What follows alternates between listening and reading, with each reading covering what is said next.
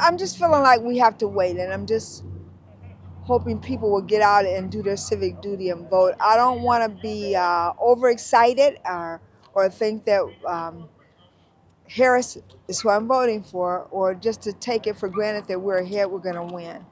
Uh, it's going to be a close race, so I'm just going around canvassing, making phone calls, uh, giving people factual information that they can read over and make their own decisions. Of course, I can't tell somebody how to vote, but I can show you true facts. So I'm just working, and I'm very concerned because it is going to be a tight race.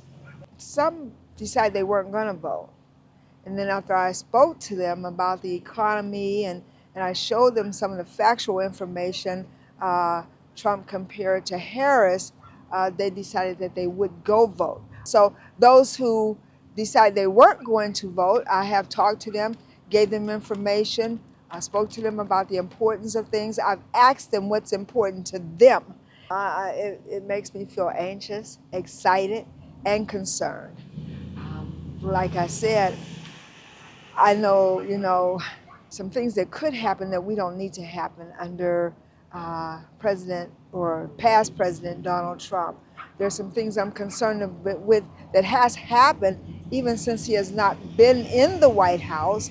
And I don't want this to happen again. Honestly, I can't believe that he's even allowed to run. I'm concerned. I'm just plain old concerned about the difference that it will make. First of all, President Trump has no morals. He's not showed us any morals of anything. And after the insurrection of January the 6th, it just concerns me that you would want someone back in the White House to run this country that does that. Someone who said that he wants ultimate power, that he'll have our own military go against us here in the United States if he gets power and we don't do what he says to do. So I'm very concerned. I like, first of all, that Kamala doesn't have a criminal record, okay? That he stacked the highest Supreme Court to allow him to walk away from charges. If that were anybody else, they would have been in jail a long time ago waiting to be sentenced. They wouldn't have probably even been allowed out on bail like some of our singers today. I like the fact that Kamala is not going to cut our Social Security.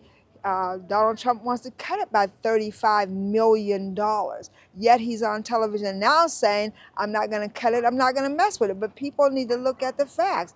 I like the fact that Kamala Harris is not going to make a mockery out of this country by going to McDonald's and playing games, by degrading veterans, saying that dead veterans are not heroes because they're dead, by mocking black people, by mocking all races, and by mimicking mentally retarded children. I mean, none of this makes sense to me why you would want, anybody would want Mr. Trump as president. I like the things that Harris stands for, that she said what she stands for. You can look at the facts, it's there. Donald Trump has said, make America great again. And when he said it, he said back like the 60s. Okay, we all remember what happened in the 60s. You want to go back to the 60s?